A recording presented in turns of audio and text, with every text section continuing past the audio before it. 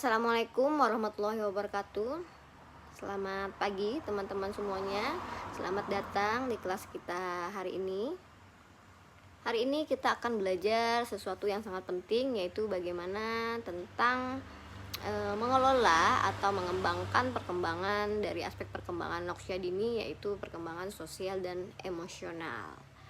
Nah, teman-teman apakah pernah melihat anak-anak atau anak usia dini, anak TK misalkan, ada yang lihat, ada yang mengamuk, ada yang tantrum, ada yang sedih, ada yang ketika berinteraksi dengan orang lain dia takut, dia menangis. Apakah pernah melihat teman-teman atau pernah merasakan sendiri? Bagi yang sudah punya anak, apakah pernah merasakan bagaimana anak itu bisa mengeluarkan perilaku seperti itu? Tentu pernah ya teman-teman ya. Nah, itulah yang dinamakan tentang perkembangan sosial emosional anak. Nah, momen seperti itu tuh bukan hanya sekedar perilaku yang abstrak aja dikeluarkan oleh anak, tapi ini adalah salah satu petunjuk bagaimana pentingnya dunia batin atau dunia dalam diri anak itu lagi berkembang dengan pesatnya. Oke, jadi jawaban itu semua kenapa anak itu bisa berperilaku seperti itu adalah karena perkembangan sosial emosional anak usia dini itu adalah sebuah proses yang luar biasa, di mana anak-anak itu bisa belajar mengenali apa yang dia rasakan, kemudian bagaimana cara mengekspresikan atau menunjukkan, dan yang paling penting adalah bagaimana anak ini bisa berinteraksi ataupun berhubungan dan nyambung dengan orang lain. Jadi perkembangan ini adalah sebagai pondasi awal, mempengaruhi itu hampir di segala hal dalam hidup mereka. Kenapa mempengaruhi? Karena memang pada masa-masa anak usia dini adalah masa keemasan atau kita sebut biasa golden age, di mana disinilah usia-usia inilah blueprint ataupun lembar biru kepribadian dan emosional anak itu dibentuk. Nah, jadi perkembangan sosial itu adalah bagaimana proses kemampuan belajar dan tingkah laku yang berhubungan dengan individu untuk hidup sebagai bagian dari kelompoknya. Kemudian pengertian dari emosi. Di sini emosi itu sangat mempengaruhi dalam sebuah perilaku yang ditunjukkan oleh seorang individu. Jadi perkembangan sosial emosional anak itu adalah bagaimana proses anak belajar memahami perasaannya, kemudian mengekspresikan emosinya, dan juga bisa membangun hubungan yang baik dengan orang lain. Selanjutnya kita akan membahas kenapa semua itu bisa terjadi. Jadi di sini ada beberapa ahli sudah memberikan kita kunci yang sangat luar biasa untuk membantu kita membuka beberapa misteri di balik perilaku seorang anak. Di sini saya misteri besar yang akan menjadi panduan kita dalam perjalanan dalam memahami perkembangan sosial emosional anak ini. Sama halnya kayak kita melihat dari 6 kacamata yang berbeda untuk melihat berbeda bagaimana kita bisa melihat dunia dari sudut pandang seorang anak. Jadi di sini setiap teorinya itu pasti memberikan sudut pandang yang unik, dan misalkan digabungkan itu akan menjadi teori-teori yang lengkap banget. Jadi kita mulai saja dari yang pertama, adalah kunci yang pertama itu dari teorinya teori psikososial. Di sini datang dari idenya Erik Erikson, di mana perkembangan itu seperti menaiki anak tangga.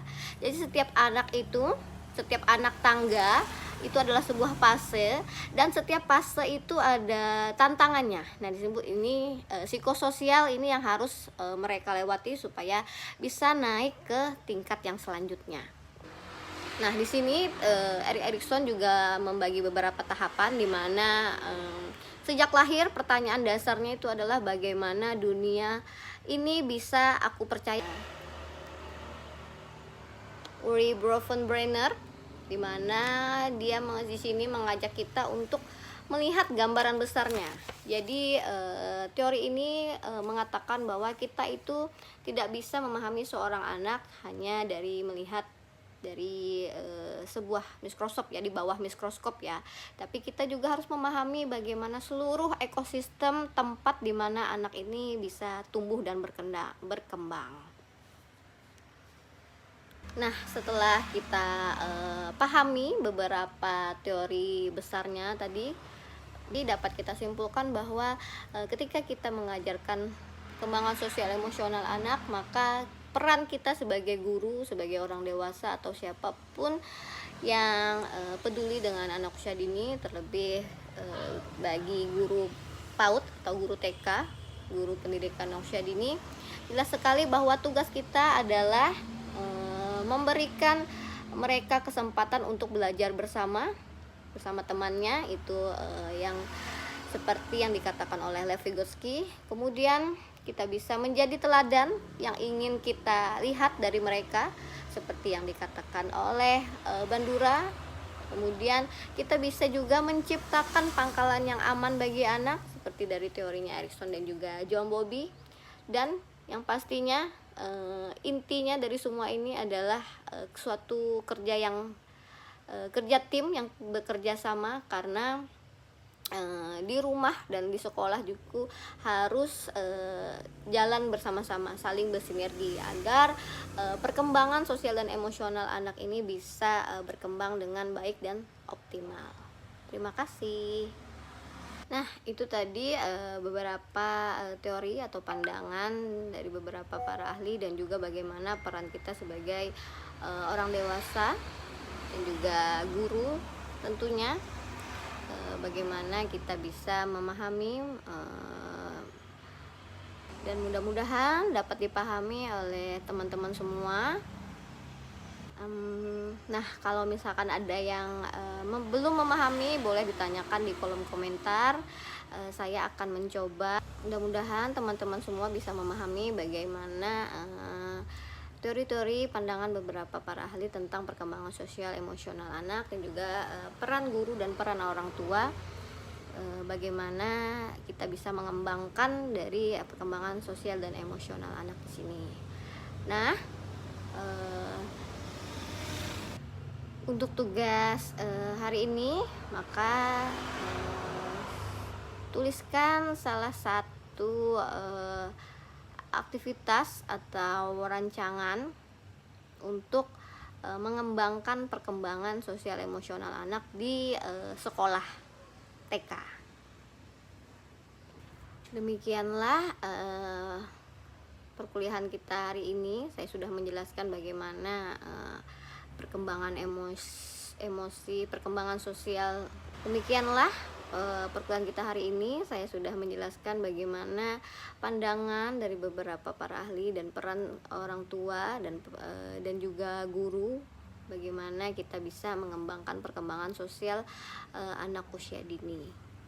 Nah, jadi mempelajari perkembangan sosial dan emosional anak usia dini ini sangat penting, karena hal ini akan menjadi dasar bagi semua aspek pertumbuhan anak, dari bagaimana kita membimbing anak secara tepat sesuai dengan kebutuhan mereka, kemudian bagaimana kita melatih anak untuk menyelesaikan konflik dengan positif, kemudian bisa membuat anak percaya diri, mandiri, dan juga empati.